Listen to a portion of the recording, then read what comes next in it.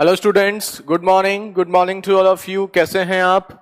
उम्मीद करते हैं आप सभी बहुत ही अच्छे होंगे। फिलहाल आज के आपके कमेंट शो नहीं हो पा रहे हैं तो फिलहाल हम आपका रिप्लाई नहीं कर पाएंगे। तो फिलहाल कंटिन्यू करते हैं, आपका कमेंट शो नहीं हो रहे हैं, इस बात का ध्यान रखिएगा। तो आज सीधे डायरेक्ट क्लास स्टार्ट करते हैं। तो हमारे 14 क्वेश्चंस हो चुके थे ना। तो 14 क्वेश्चन से आगे के जो क्वेश्चंस हैं वो हमारे जो हैं वो हमारे परपेंडिकुलर डिस्टेंस पर बेस्ड होते हैं। ठीक है, तो इसमें तीन चार चीजें, तीन चार फॉर्मूले और हैं जो हमें याद करने हैं, जो हमें फॉलो करने हैं। उसके बाद हमारे सारे क्वेश्चंस होते रहेंगे। इसमें एक तो होता है लेंथ ऑफ परपेंडिकुलर,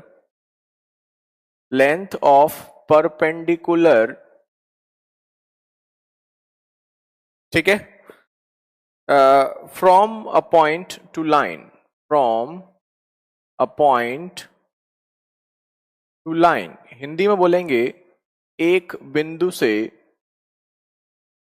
किसी रेखा पर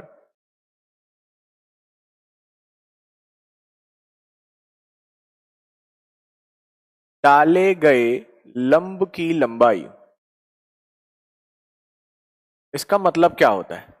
इसका मतलब ये होता है एक लाइन है, ठीक है, ये आपकी एक लाइन है, इस पे कोई पॉइंट आपका, ये जो पॉइंट है x1 y1, इससे हम इस पे क्या डाल रहे हैं? परपेंडिकुलर डाल रहे हैं। ये एक लाइन है ax plus B by plus C बराबर 0। जैसे कि हम जानते हैं लाइन की इक्वेशन जो होती है वो ax plus B by plus C बराबर 0 के टर्म्स में होती है। इसमें किसी पॉइंट x1 y1 से अगर हम परपेंडिकुलर डालते हैं तो इसकी लंबाई आपसे पूछी जाती है कि इसकी लंबाई क्या है। ठीक है, ध्यान से देखिएगा। तो इसकी लंबाई आपसे क्या है, पूछी जाती है।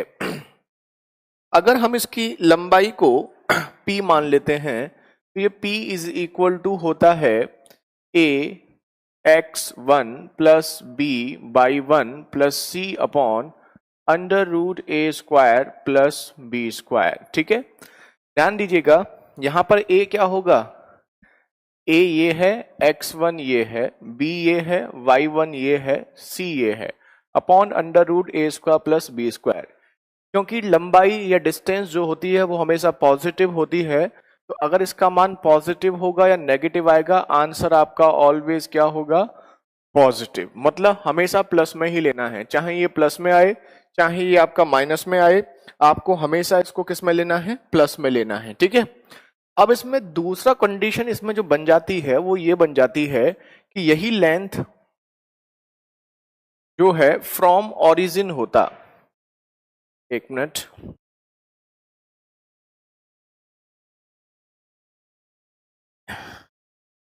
यही क्वेश्चन जो है, यहीं पर अगर हम कंडीशन अप्लाई कर दें, इसी की सेकंड कंडीशन, यही डिस्टेंस फ्रॉम ओरिजिन हो, ओरिजिन आप समझते हैं मूल बिंदु, अगर यही दूरी मूल बिंदु से होती है तो उस कंडीशन में हम क्या करेंगे? आप समझ सकते हैं कि वही लाइन अगर आप देखें ax plus B by plus C बराबर 0, अगर ये ओरिजिन होगा तो ये 0 0 से डिस्टेंस होंगी, तो x1 और y1 0 0 हो जाएगा, और ये 0 तो ये भी 0, तो ओवरऑल ये पूरा 0 हो जाएगा। तो अब यहां पर p इज इक्वल टू हो जाएगा c upon under root A square plus B square. ठीक है, अब तीसरा जो क्वेश्चन बनता है इसी फॉर्मूले पर, distance between two parallel lines, distance between two parallel lines, दो समांतर रेखाओं के बीच की दूरी,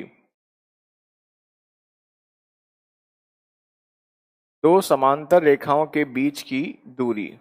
ठीक है, जैसे ये, हाँ शो नहीं हो रहा है कमेंट, देखो क्या चेक कराओ इसको।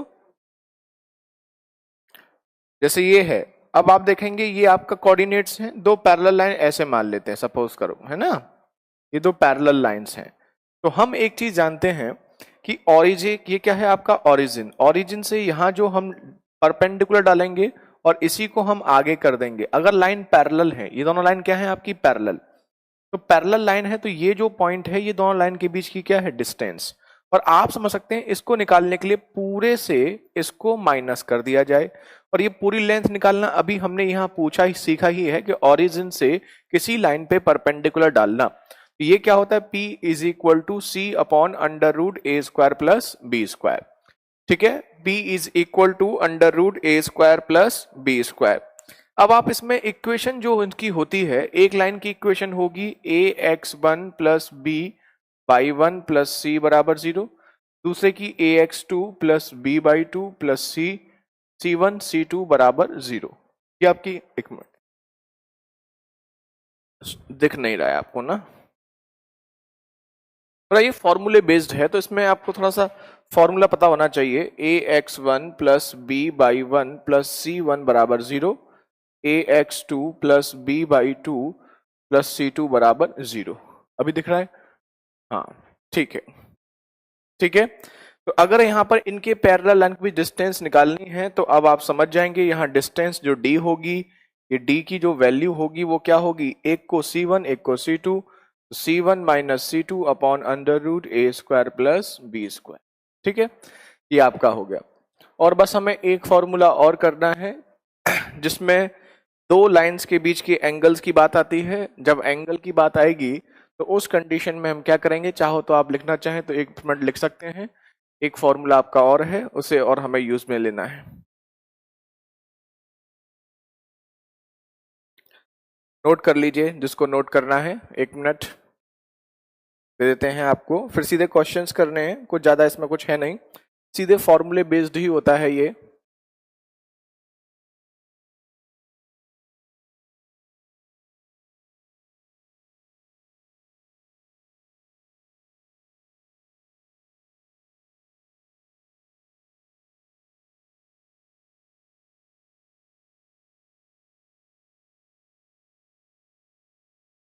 एंड फोर्थ एंड लास्ट को और लिख देते हैं।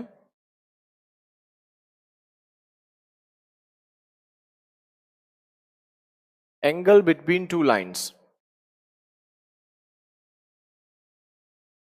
इसमें क्या होगा, जैसे ही आपके कोऑर्डिनेट्स हैं, एक लाइन आपकी ऐसे है एक लाइन आपकी ऐसे है, तो ये आपका क्या होगा, एंगल। इसको हम θ1 और इसको हम θ2 मान लेते हैं। ठीक है, तो दोनों लाइन के बीच का जो एंगल है, ध्यान से देखिए, ये आपका क्या है, एंगल है। तो एंगल निकालने के लिए वो हमसे पूछेगा, तो tan alpha is equal to m1 minus m2 upon 1 plus m1 m2। m1 m2 क्या है, ये आप सब जानते हैं। m1 और m2 क्या है, दोनों लाइन की स्लोप। m1 क्या होगा, tan θ1, m2 क्या होगा, tan θ2। तो आप यहाँ पर tan θ1 minus tan θ2 upon 1 plus tan θ1 into tan θ2 भी लिख सकते हैं। ठीक है, क्योंकि हम जानते हैं कि m1 और m2 यानी कि m जो होता है, स्लोप जो होता है, सबसे पहले हमने यही पढ़ा था, स्लोप इज इक्वल टू हमारा होता है tan थीटा। ये चार फॉर्मूले हैं, इन चार फॉर्मूलों पर क्वेश्चंस आपके बन सकते हैं। एग्जाम में बहुत ज्यादा नहीं पूछा जाता है, कह सकते हैं अभी तक नहीं पूछा गया है एसएससी के एग्जाम में, लेकिन फिर भी हमने पढ़ा देते हैं कि बाई चांस आपसे एक्स्ट्रा पूछा जाए तो कोई प्रॉब्लम ना हो। चलिए सीधे हम क्वेश्चंस की ओर बढ़ते हैं। 13-14 क्वेश्चंस हमारे हो चुके थे, 15 क्वेश्चन देखिए।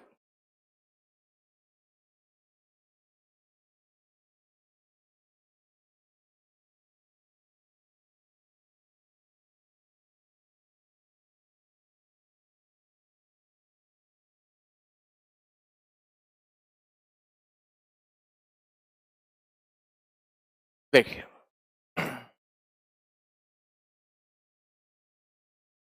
अब हम आपके सामने डायरेक्ट फॉर्मूला लिख देते हैं। P इज इक्वल टू हमने लिखाया था a x1 plus B by 1 plus C upon under root A square plus B square.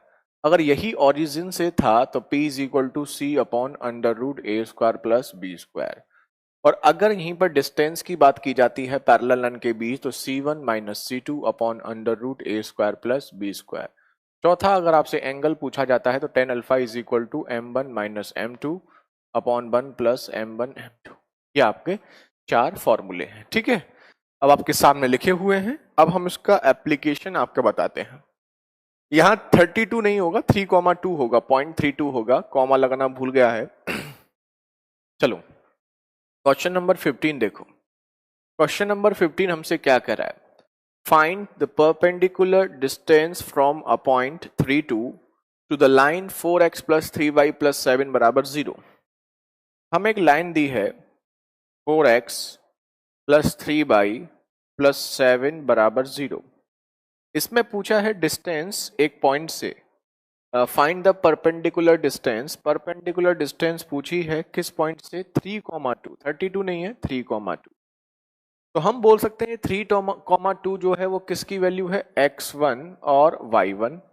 यहाँ ax plus by plus c से कंपैरिजन करेंगे तो a की वैल्यू हो गई 4, b की वैल्यू हो गई 3, c की वैल्यू हो गई 7 और x1 y1 कितना है आपका? 3 और 2। आगे आप जानते हैं, आप क्या जानते हैं? a x1 4 इंटू 3, तो p is equal to 4 into 3 plus by1 b 3 into 2 3 into 2 6 plus c, और c आपका कितना है? 7 upon under root A square plus B square, 4 और 3 का अंडर रूट में स्क्वायर। तो ये सीधे फॉर्मूले बेस्ड होते हैं। ठीक है, आपको फॉर्मूला पता होगा तो आप इसे बहुत आराम से कर सकते हैं। 9 10th का है, स्पेशल इसमें कुछ भी नहीं है। तो यहां पर आपका 12 और 6 18 और 7 25, 3 और 4 के कॉम्बिनेशन से 5 आता है, हम सभी जानते हैं। तो फाइनली आंसर आपका 5 यूनिट, यही आपका आंसर हो गया। कुछ भी इसमें ऐसा स्पेशल नहीं है, बहुत टिपिकल नहीं है। केवल और केवल आपको फॉर्मूले लर्न होने चाहिए। अगर आपको फॉर्मूले आते हैं तो आप इसे आराम से कर सकते हैं। ठीक है, उम्मीद करते हैं सबको क्लियर होगा। कमेंट्स ऑन नहीं है, ऑन नहीं मतलब शो नहीं हो रहे हैं आज, तो थोड़ा सा ये इश्यू रहेगा। चलिए अगला देखिए, क्वेश्चन नंबर 16। जिसका नहीं हुआ हो वो नोट कर लीजिए पहले।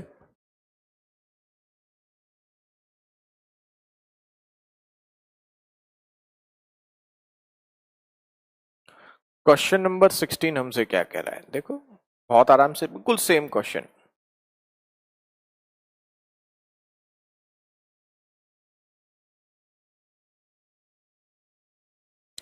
क्वेश्चन नंबर 16 हमसे ये कह रहा है, find the distance, perpendicular distance होगा, perpendicular distance from a point 3,2 से लाइन जी रखी है 5x प्लस 12y प्लस 26 बराबर 0, ये आपको दे रखा है। ठीक है, अब आपका क्या होगा? a कितना होगा? अब आप जानते हैं, फॉर्मूला आपके सामने है। ax1, a आपका 5 इंटू 3 प्लस by1, b आपका 12 इंटू 2 प्लस c आपका कितना है? 26 upon under root A square plus B square, ए मतलब 5 और 12। क्वेश्चन खत्म। कुछ भी नहीं है, हम इसमें आपको कुछ भी स्पेशल नहीं बता रहे हैं। इस क्वेश्चन में कुछ भी ऐसा स्पेशल नहीं है, बस आपको क्या है? वैल्यू पुट करनी है।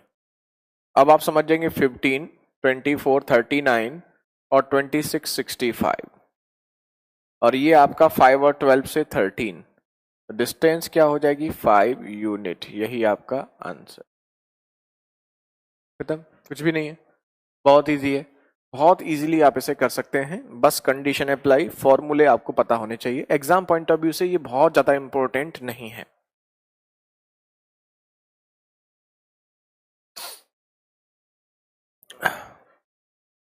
अब हम क्वेश्चन नंबर 17 देखते हैं।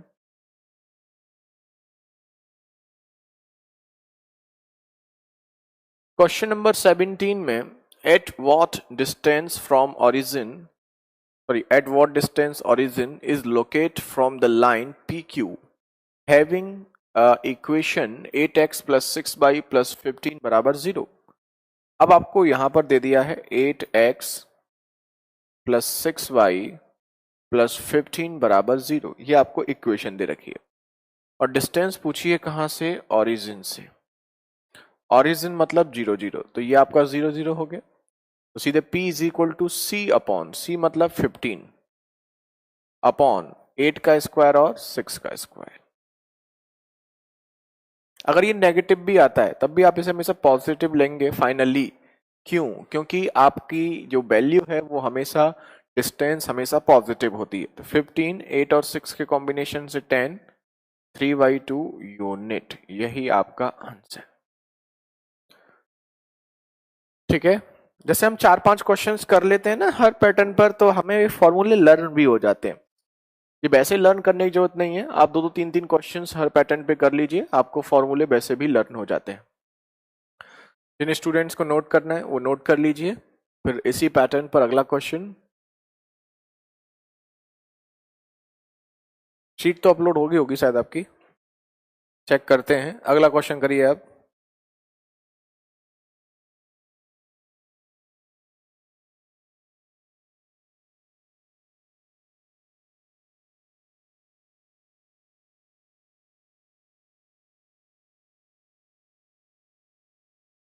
क्वेश्चन नंबर 18 ट्राई करें।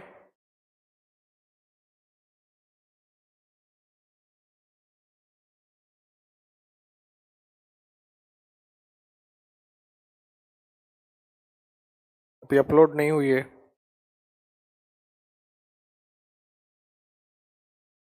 चलो हम देखते हैं क्वेश्चन नंबर 18। क्वेश्चन नंबर 18 हमसे क्या कह रहा है, आराम से कर सकते हैं, सेम लॉजिक पर क्वेश्चन है। क्वेश्चन नंबर 18 आपसे क्या कह रहा है, find distance between two parallel lines AB and CD having equations. तो अब हमें इक्वेशन दे रखी है 8x प्लस 15/-39 बराबर 0। दूसरा 8x प्लस 15/+12 बराबर 0। जैसे ये दो रखे हैं, दो पैरेलल लाइन के बीच की डिस्टेंस का हमने क्या बताया था, ये आपका फॉर्मूला है। तो D is equal to C1 minus C2। तो C1 minus 39, C2 minus 12। Minus 12 हो जाएगा, क्यों? क्योंकि माइनस प्लस आपका माइनस हो जाएगा। रूट में a square plus b square, 8 और 15 का स्क्वायर। तो ये -51, ये आपका 17 यानी -3। और डिस्टेंस क्योंकि नेगेटिव नहीं होती तो हम इसे पॉजिटिव लेंगे, 3 यूनिट। अब आप में से कुछ बच्चों के मन में ये चल रहा होगा कि हमने यहाँ पर a और b दोनों सेम लिए थे, अगर बाई चांस सेम नहीं होते, सपोज करो ये क्वेश्चन ऐसे होता 16x प्लस 30 ऐसे होता, तो आपको क्या करना है ना, हमने जैसे फॉर्मूला लिखाया था वहां पर a और b को हमने सेम दिखा था। ax1 plus b/1 plus c1 बराबर 0, ax2 plus b/2 plus c2 बराबर 0। उसमें a कॉमन था, तो यहाँ पर अगर a आपका बराबर नहीं आता है तो आप जानते हैं इसको 2 से डिवाइड करके आप बराबर कर सकते हैं कि रेशियो में सेम रेशियो में होता है a और b। तो अगर आपका ये इक्वल नहीं है तो या तो इसको डिवाइड कर दीजिए या इसमें मल्टीप्लाई कर दीजिए, तो भी कोई फर्क नहीं पड़ेगा। आपको a और b दोनों में क्या करना है, सेम। जैसे यहाँ सेम था, अगर बाई चांस पैरेलल लाइन की डिस्टेंस में सेम ना हो तो सेम कर लीजिए। कैसे करते हैं वो आप जानते हैं, या तो यहाँ 2 से डिवाइड करो या यहाँ 2 से मल्टीप्लाई करो। ठीक है, अगला देखिए।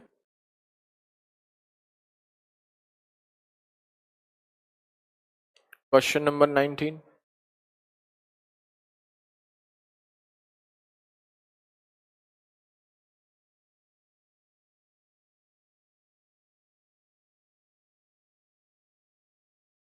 देखिए, find the distance between two parallel lines 5x plus 12 plus 19 बराबर 0। सही आ गया। 5x प्लस 12 -7 बराबर 0। ठीक है, तो डिस्टेंस क्या हो जाएगी, C1 माइनस C2 19, -7 C2 है तो minus minus plus C2 upon root में a square plus b square, 5 का स्क्वायर प्लस 12 का स्क्वायर, तो 26 अपॉन 13 मतलब 2 यूनिट, ये आंसर। इजी है, कुछ भी नहीं है, क्वेश्चंस बहुत इजी हैं। बस इन क्वेश्चंस को आपने पहले एक बार पढ़ा होना चाहिए। वैसे तो सबने पढ़ा हुआ है, मोस्टली स्टूडेंट्स ने जो मैथ्स के हैं, मैं तो 9th 10th में बहुत अच्छे से पढ़ा हुआ है, फिर भी उनका रिवीजन हो रहा है। बाकी स्टूडेंट्स जो नहीं भी पढ़े हैं तो भी कोई टेंशन नहीं है, आप इसे खुद भी 2 से 3 बार रिवाइज कर लीजिएगा, आपको आराम से आ जाएगा। अच्छी बात यह है कोऑर्डिनेट ज्योमेट्री बहुत बड़ा टॉपिक नहीं है।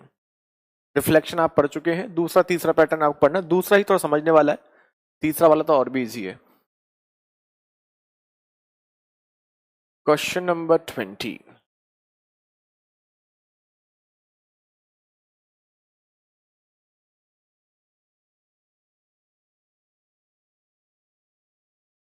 Find the angle between two lines x minus 3 by plus 13 बराबर 0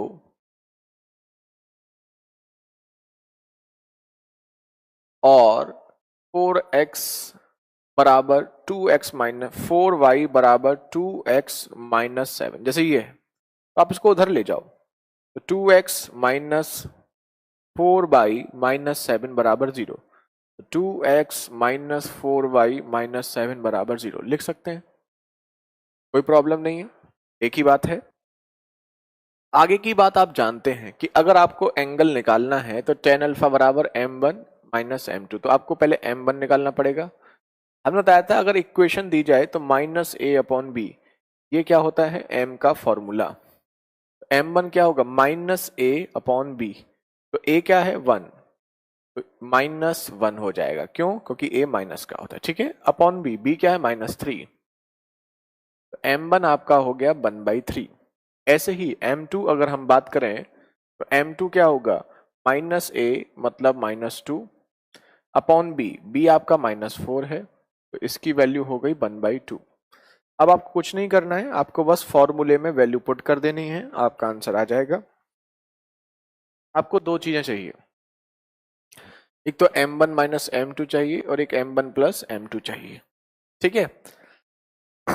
अब आप इसमें अपने according m1 minus m2 m2 minus m1 कर सकते हैं, उसमें कोई जरूरी नहीं है कि आपको पहले हमेशा वही लेना है। तो अब आप नोटिस करेंगे कि यहां पर m1 minus m2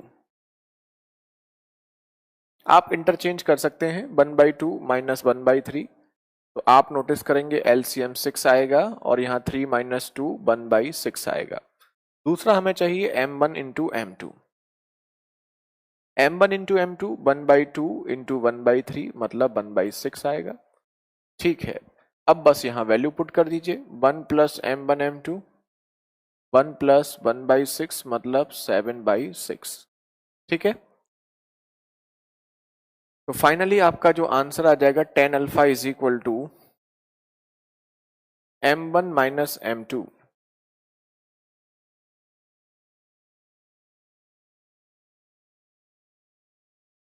m1 minus m2 1/6 और 1 प्लस m1 m2 7/6, 6 से 6 कट गया 1/7।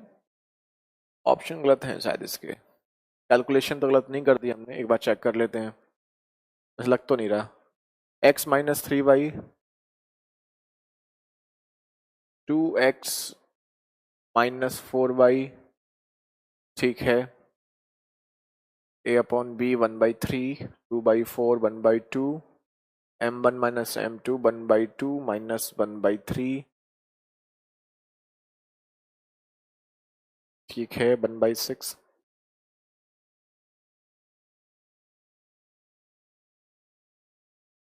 ठीक है, tan alpha is equal to 1/7 है, तो tan alpha is equal to 1/7 है। अल्फा अगर निकालना है तो tan को उधर ले जाते हैं तो पावर माइनस हो जाती है, tan इनवर्स 1/7, यही आपका आंसर। ऑप्शन चेंज करना पड़ेगा, गलत है, ठीक है। चलिए दूसरा देखिए, क्वेश्चन नंबर 21।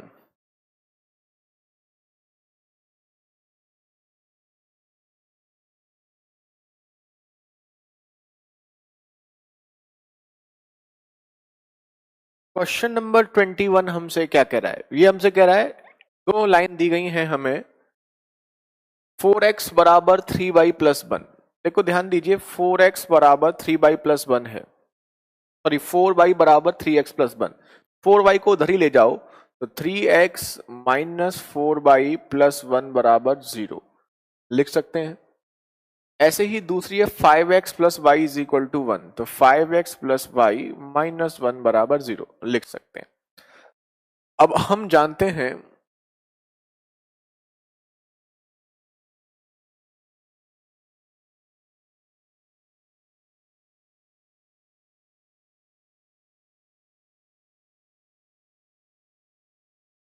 ध्यान दीजिएगा, अब हम जानते हैं कि हमें m1 और m2 चाहिए, तो m1 क्या होगा माइनस a अपॉन बी, तो माइनस 3 अपॉन माइनस 4 यानी कि 3/4।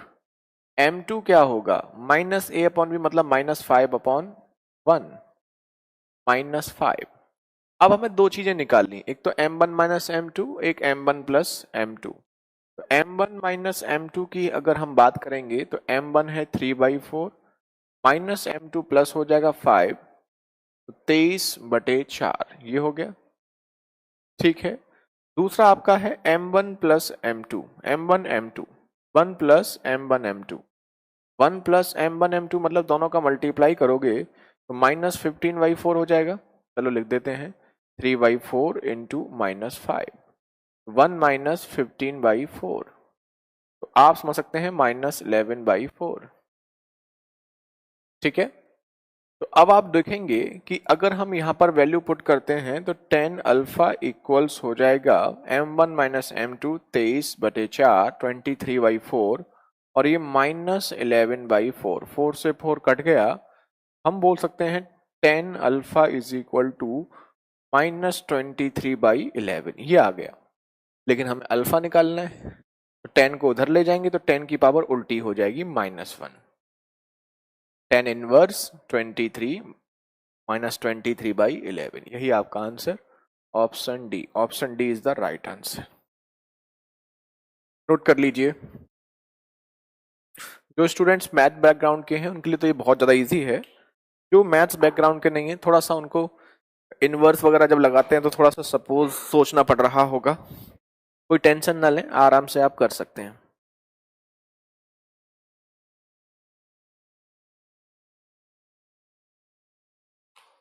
नोट कर लीजिए 1 मिनट इस क्वेश्चन को।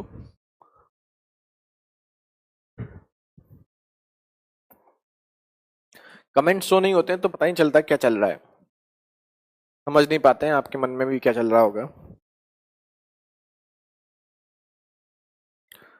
तो ये क्वेश्चंस हमने जो बताए हैं अभी, ये आज अभी जो फॉर्मूले 4 लिखे हुए हैं इन फॉर्मूलों का बहुत ज़्यादा यूज नहीं है, एग्जाम पॉइंट ऑफ व्यू से बहुत ज़्यादा इंपॉर्टेंट नहीं है, लेकिन फिर भी कभी कभी आपसे बाई चांस पूछ सकता है, इसलिए हमने लिखा दिया है। लेकिन प्रीवियस ईयर के पॉइंट ऑफ व्यू से देखोगे तो प्रीवियस ईयर में आपका ये नॉर्मली पूछा नहीं गया है अभी तक, है ना, लेकिन फ्यूचर में बाई चांस पूछ ले इसलिए हमने आपको करा दिया है, पता होना चाहिए आपको, है ना।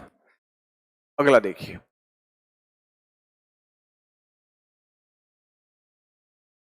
Question number 22, angle between line x sin alpha minus Y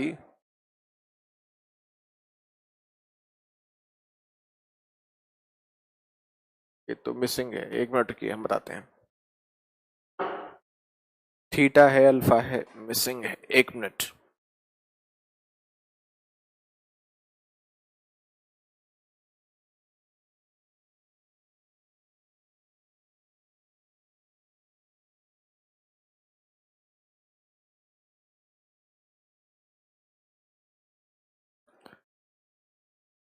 ये थीटा होगा X sine theta by cos theta बराबर 7, ठीक है, X sine theta minus Y cos theta बराबर 7, और यहां पर हो जाएगा X sine beta plus Y cos beta बराबर 9, जैसे ये क्वेश्चन है, ठीक है। तो अब आप यहां से एक चीज नोटिस करेंगे कि यहां से m1 जो होगा वो होगा minus A upon B, minus sine upon minus cos tan theta. ऐसे ही यहां से m2 जो होगा minus sine upon cos beta cos beta, तो माइनस टेन बीटा, ये आपका हो गया। और जैसे ही आप यहां पर पुट करेंगे तो टेन अल्फा बराबर हो जाएगा tan theta minus minus plus tan beta one plus m1 m2 जो होगा minus tan theta tan beta होगा, तो प्लस माइनस यहां पर हो जाएगा minus tan theta tan beta. और आप नोटिस करेंगे ये फॉर्मूला होता है टेन ए प्लस बी का मतलब थीटा प्लस बीटा का, और यहां पर टेन अल्फा, तो टेन अल्फा बराबर टेन थीटा प्लस बीटा, तो इसका मतलब अल्फा जो है वो बराबर है थीटा प्लस बीटा के। यही आपका आंसर ऑप्शन बी। ठीक है, तो ये जो क्वेश्चन था ये केवल दिखावा है, इस क्वेश्चन में कुछ भी नहीं है।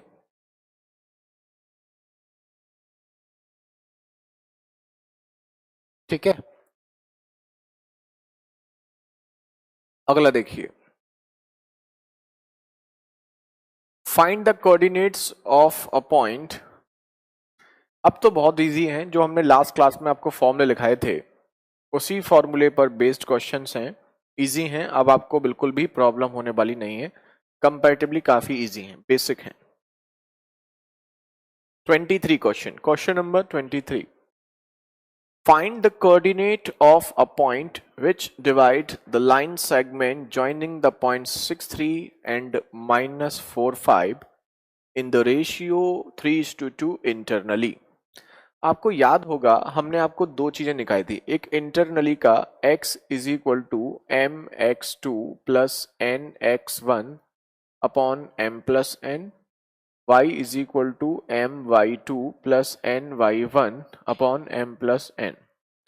अगर एक्सटर्नली होता है तो बस ठीक है, प्लस की जगह आपका माइनस आ जाता है।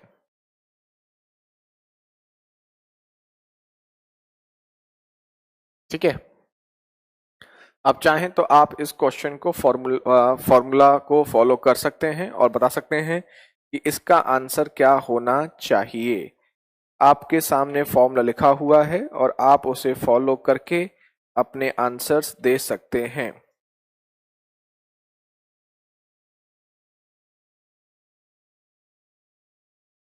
m और n आपका वो होता है जिस रेशियो में वो डिवाइड करता है, ये आपका इंटरनली के लिए है, ये एक्सटर्नली के लिए है। तो क्वेश्चन नंबर 23 हमसे क्या कह रहा है, इसका फिगर कुछ ऐसा बनेगा, दो लाइन, एक लाइन है जो दो पॉइंट को मिला के बन रही है, वो पॉइंट है 6 3 और -4 और 5। यहां पर ये लाइन कट कर रही है, एक लाइन यहां कट कर रही है, तो यहां जो कट कर रही है ये 3 और 2 का रेशियो है, मतलब ये 3 है तो ये पार्ट आपका कितना है, 2 है, 3:2 का रेशियो है। इंटरनली मतलब अंदर, तो हमने क्या बोला था mx2, तो इस m इसको हम m मानते हैं, इसको n, तो m 3 है और n आपका 2 है। mx2 3 इंटू -4, x की जो वैल्यू होगी यहाँ पर जो x और y होगा इसके कोऑर्डिनेट्स, x की जो वैल्यू होगी 3 into -4 plus ny1 sorry nx1 2 into 6 upon m plus n 3 plus 2, तो ये -12 या +12 0/5, यानी कि x की वैल्यू आ गई 0। सिमिलरली y की वैल्यू निकाल लेंगे, m/2 3 into 5 plus 2 into 3 upon m plus n 3 plus 2। अब आप देखेंगे कि यहां पर एक चीज नोटिस करेंगे, ये आपका 15 हो गया, ये 6 हो गया, तो 21/5, तो ये 21/5, तो 0 एंड 21/5 यही कोऑर्डिनेट्स हैं, और ये इंडिकेट कर रहा है option B. Option B is the right answer. मतलब ये सारा का सारा पैटर्न जो है टोटली, ये कोऑर्डिनेट का जो पार्ट है ये सारा आपका फॉर्मूला बेस्ड पार्ट है। मतलब आपको इसके लिए फॉर्मूले पता होने चाहिए, और अगर ये फॉर्मूले पता होते हैं तो हम इन्हें बहुत आराम से कर सकते हैं। ठीक है,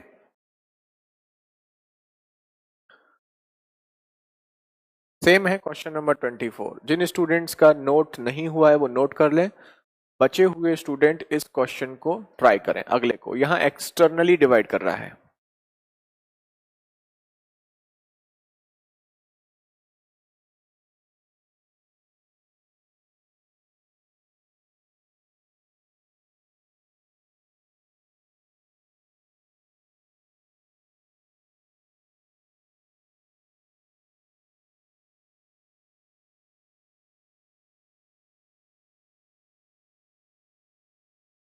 क्वेश्चन नंबर 24 देखिए, 2 1 3 5, 2 1 3 5, और जैसे ये आपका वो हो गया, ठीक है। आगे एक्सटर्नली काट रहा है, तो 2 और 3 के रेशियो में, तो इसका मतलब ये है, चलिए, तो आपको यहां पर ये बोला गया 2 और 3 के रेशियो में काट रहा है, ठीक है। तो हम बोल सकते हैं कि अगर एक्सटर्नली है तो यहां पर प्लस की जगह माइनस हो जाएगा m/2। m और n का जो रेशियो दे रखा है वो 2 और 3 का दे रखा है, ठीक है। तो अब आप नोटिस करेंगे mx2 और 2 × 3 प्लस nx1 3 × 2 अपॉन m+n, मतलब 2 + 3, तो 6 और 6 12/5। एक तो ये हो गया, ठीक है।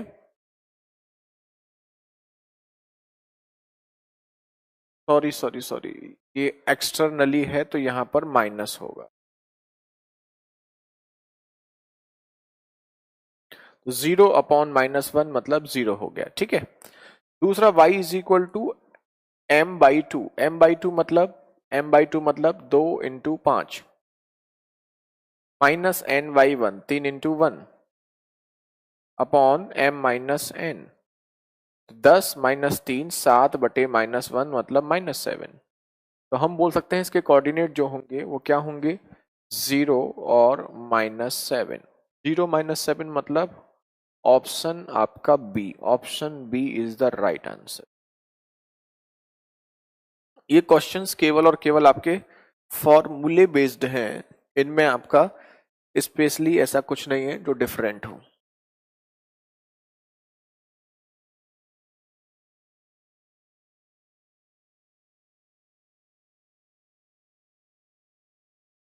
अब ये क्वेश्चन आपका उल्टा पूछा गया है। ये क्वेश्चन उल्टा वाला थोड़ा समझना है, लेकिन ये ज्यादा इजी है। उल्टा वाला क्वेश्चन तो आपका और भी इजी है, देखो ध्यान दो कैसे।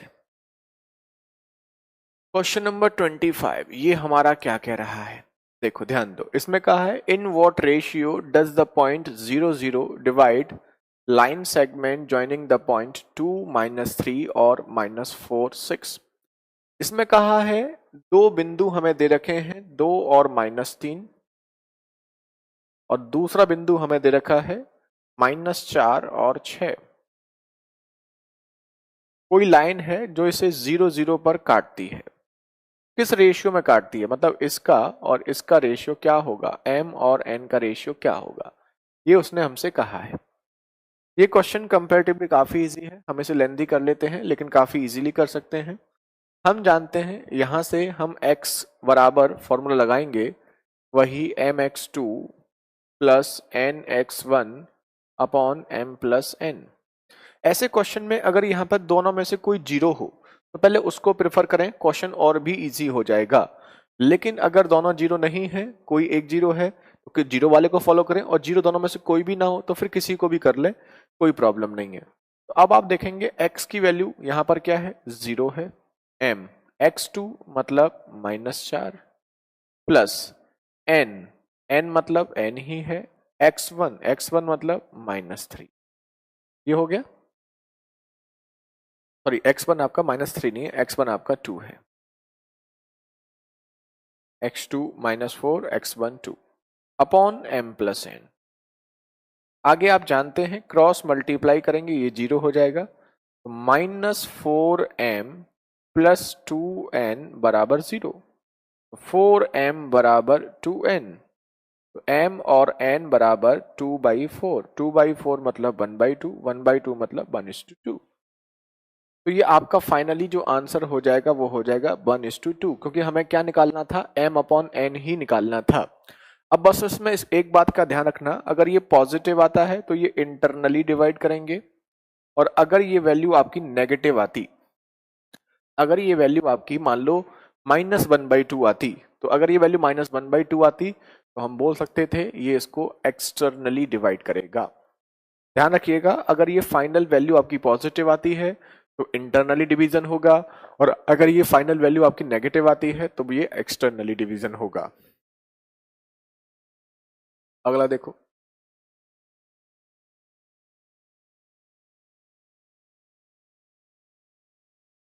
26वां क्वेश्चन देखिए।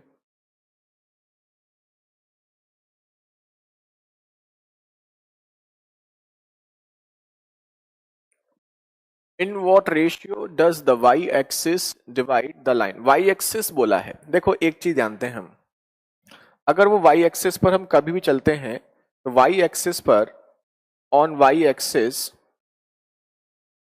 पर अगर हम चल रहे हैं तो x बराबर 0 होता है, और x एक्सिस पर क्या होगा, ऑन x एक्सिस y बराबर 0।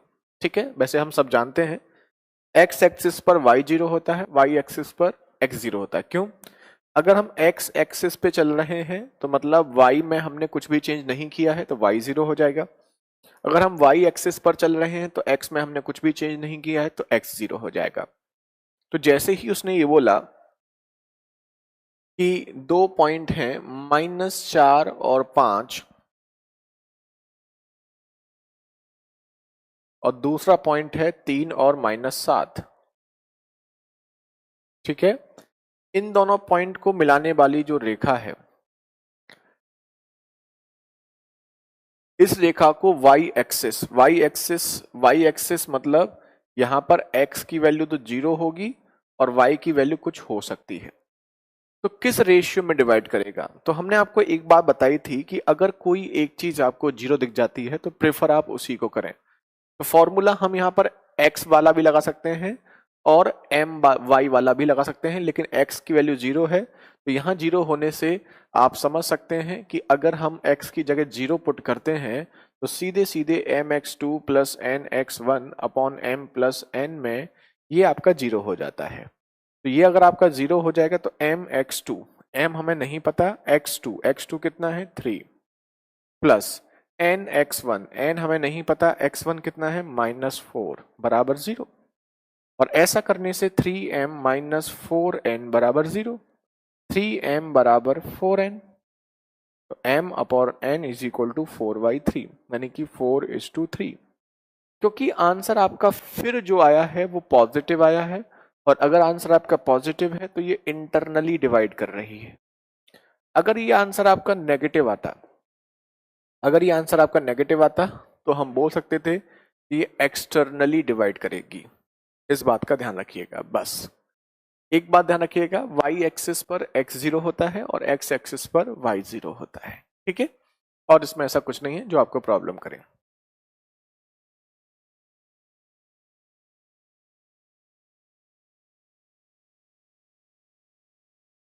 ये क्वेश्चन सबसे अच्छा क्वेश्चन है इस पूरी एक्सरसाइज का, बोल सकते हैं, जो थोड़ा सा उन स्टूडेंट्स को भी प्रॉब्लम कर सकता है जो पहले पढ़े हुए हैं, ठीक है। तो इसे हम आपको होमवर्क छोड़ देते हैं, एक बार दिमाग लगाइएगा, क्वेश्चन टफ नहीं है, हम आपको थोड़ा सा हिंट दे देते हैं इस क्वेश्चन का, बाकी आप लोग ट्राई कीजिएगा, थोड़ा लॉजिक लगाएंगे कर पाएंगे। क्वेश्चन टफ नहीं है लेकिन थोड़ा सा इसमें आपको दिमाग लगाना है। क्वेश्चन नंबर 27, इसका हिंट देकर छोड़ देते हैं, कल आपसे पूछेंगे क्योंकि आज कमेंट ऑन नहीं है, थोड़ा सा ये प्रॉब्लम भी है। एक बोला है हमसे कि दो पॉइंट हैं 1 और 3, एक पॉइंट है 1 और 3, दूसरा पॉइंट है हमारा 2 और 7। अब आप खुद सोचिएगा इस पॉइंट को एक लाइन है, इस लाइन की हमें क्या दे रखी है, इक्वेशन, और वो इक्वेशन दे रखी है 3x + y - 9 = 0। एक लाइन है, ठीक है, हम आपको हिंट दे रहे हैं। तो ये लाइन इसको इस पॉइंट पे कट करती है, तो इसने बोला है कि इसका रेशियो क्या होगा, किस रेशियो में काटेगी, है ना। ध्यान से देखिएगा, 1, 3 और 2 और 7 को एक लाइन है जिसकी हमें इक्वेशन दे रखी है, और वो इक्वेशन जो है इसे किस पॉइंट पर काटेगी।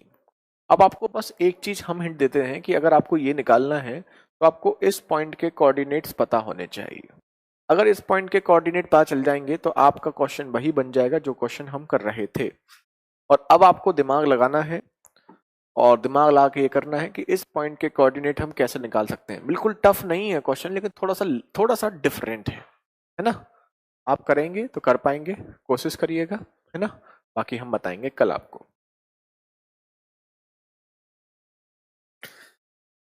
Question number 28।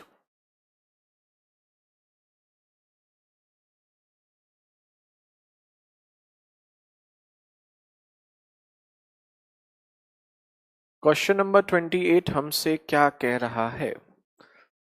If mid point of segment joining the points -8 or 13 or k and 7,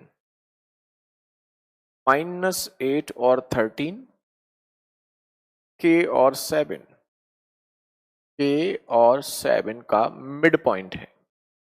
mid point के कोऑर्डिनेट हमें दे रखे हैं कितने, 3 और 5, 3 और 5। तो हमें k की वैल्यू पूछी है, कुछ ज्यादा ही इजी क्वेश्चन है। तो हम जानते हैं अगर ये मिड पॉइंट है तो उस कंडीशन में ये और ये बराबर है, और ये बराबर जब होता है, बताया था m और n बराबर होगा तो एक और एक पुट करेंगे तो यहां पर भी एक और एक 2 हो जाएगा, ऊपर x1 + x2 अपॉन 2 हो जाएगा। तो x = x1 + x2/2। x की वैल्यू क्या है, 3, x1 कितना है, -8, x2 कितना है, k अपॉन 2। बस खत्म। 2 × 3 6, 6 बराबर -8 + k बराबर 8 और 6 14। यही आपका answer, option A is the right answer. ये तो कुछ ज्यादा इजी है, कुछ सिंपल सी बात है। अगर आप इतना भी ना करना चाहें तो अगर ये मिड नंबर है तो ये जो k और 8 जो है, k और 8 इन दोनों को जोड़ने पर, -8 को जोड़ने पर 3 आना चाहिए, उसका आधा 3 आना चाहिए। तो k और -8 को जोड़ने पर जो भी आएगा उसका आधा आपका क्या होगा, k होना चाहिए। तो 14 और -8 को जोड़ने पर 6 आएगा, 6 का आधा 3 होता है। ऐसे डायरेक्ट कर सकते हैं, ऐसे इजी ही है ये question. Question number 29।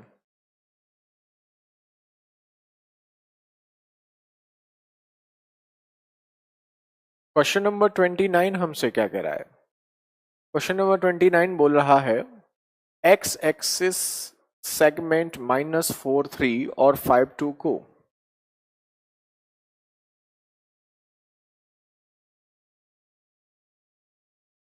x axis बोला है, तो x एक्सिस बोला है तो x एक्सिस पर x की वैल्यू तो होगी, लेकिन y क्या हो जाएगा, 0 हो जाएगा। किस रेशियो में डिवाइड करता है हमें नहीं पता, इंटरनली डिवाइड कर रहा है एक्सटर्नली, लेकिन हमने क्या किया है, लाइन इंटरनली ही ले ली है, कोई प्रॉब्लम नहीं है। अगर ये एक्सटर्नली होगा तो ये वैल्यू नेगेटिव आएगी। तो y 0 है तो इस कंडीशन में y को प्रेफर करेंगे, m/2 + n/1 upon m + n। आप जानते हैं इसको 0 पुट करने पर m/2 + n/1 बराबर 0। m नहीं पता, y2 कितना है, 2, प्लस n नहीं पता, y1 कितना है, 3 बराबर 0। तो 2m बराबर -3n। कुछ नहीं किया है, सिंप्लीफाई कर रहे हैं। तो m/n = -3/2। -3/2 मतलब 3 और 2 के अनुपात में काटेगा, लेकिन माइनस में आ रहा है तो इसका मतलब एक्सटर्नली। यही आपका आंसर, कुछ भी नहीं है, ठीक है। तो 3:2 एक्सटर्नली, यानी कि option D is the right answer. बस 2-3 क्वेश्चंस और हैं हमारे, और इसके बाद ये हमारा खत्म।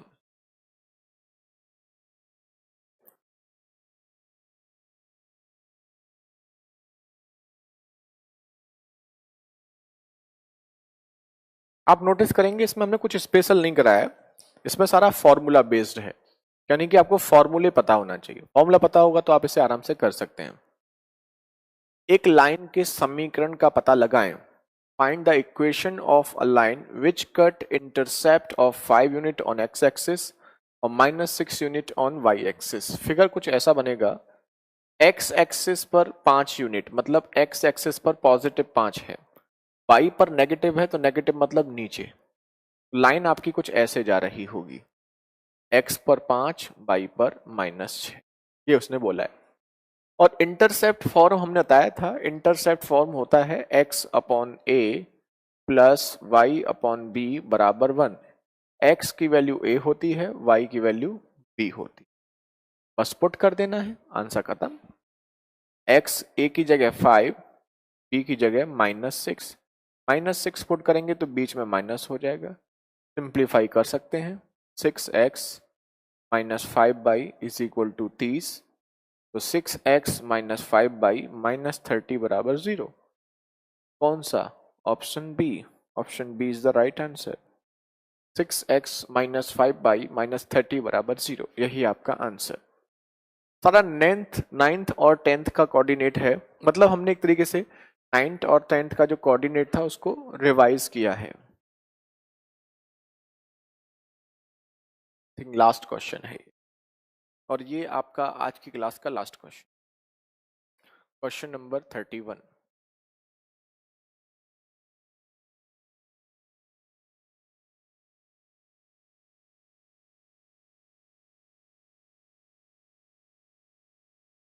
Find the equation of a line which cut intercept of 3 unit and 4 unit on x-axis and y-axis. x-axis पर 3 यूनिट, y-axis पर 4 यूनिट। खत्म। 4x प्लस 3y बराबर 12, 4x प्लस 3y -12 बराबर 0। ऑप्शन बी, इसका भी ऑप्शन बी राइट। फिगर कुछ ऐसा बनेगा, x एक्सिस पर 3, y एक्सिस पर 4, ऐसी लाइन। ठीक है, तो ये आपका क्या हो गया, फाइनली कोऑर्डिनेट ज्योमेट्री का सेकंड पार्ट खत्म होता है। तो कोई कमेंट्स ऑन नहीं है तो फिलहाल हम अगला पार्ट कंटिन्यू नहीं कर रहे हैं। आज आपके लिए इतना ही, इसकी शीट अपलोड करा देते हैं, शीट के बाद आप ना इनके क्वेश्चंस को कर लीजिएगा। वैसे तो सारे क्वेश्चंस हमने करा दिए हैं, बस एक ही क्वेश्चन आपके लिए होमवर्क है, लेकिन फिर भी आप कम से कम जो स्टूडेंट्स मैथ के हैं वो एक बार तो फिर भी रिवाइज करें, और जो स्टूडेंट मैथ्स बैकग्राउंड के नहीं है वो कम से कम 2 से 3 बार इसको रिवाइज करें।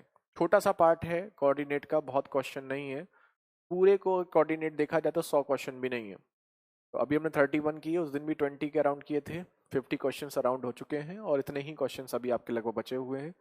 लेकिन फिगर वाले क्वेश्चंस और भी होते हैं इसमें, तो अराउंड 20 क्वेश्चंस आपके अगली नेक्स्ट पैटर्न पर होंगे। Triangle, its area and its centres, त्रिभुजों के क्षेत्रफल और उनके केंद्रों पर आधारित क्वेश्चंस होंगे। बहुत ही लिमिटेड है इसमें पढ़ने के लिए, मेन चीज सेंटर्स ही होगा, सेंटर्स 4 होते हैं उस पर क्वेश्चंस, और आपका केवल एरिया का। ठीक है, उसके अलावा कुछ फिगर आ जाते हैं लाइंस वाले, उसमें वो और हमें पढ़ना है, काफ़ी इजी पार्ट है। अब जो बचा हुआ पार्ट है बहुत कॉम्प्लिकेटेड नहीं है, काफ़ी आराम से आप कर सकते हैं, लेकिन उसे हम आज कंटिन्यू नहीं कर रहे हैं, कल कंटिन्यू करेंगे। ठीक है, तो कल आपका ख़त्म हो जाएगा, नहीं थोड़ा सा बचेगा, मतलब फ्राइडे को आपका फर्स्ट हाफ आवर में ख़त्म हो जाएगा मैक्स टू मैक्स, है ना। तो इस वीक आपका ये ख़त्म हो जाएगा coordinate geometry. May be Saturday को एक्स्ट्रा क्लास लगा करके आपका डीआई डिस्कस करेंगे। फ्राइडे खत्म हो जाएगा तो फ्राइडे को भी कंटिन्यू कर देंगे डीआई, और सैटरडे को कर देंगे। चलिए, तो आज के लिए इतना ही। Thank you so much, bye bye, take care, जय हिंद, जय भारत।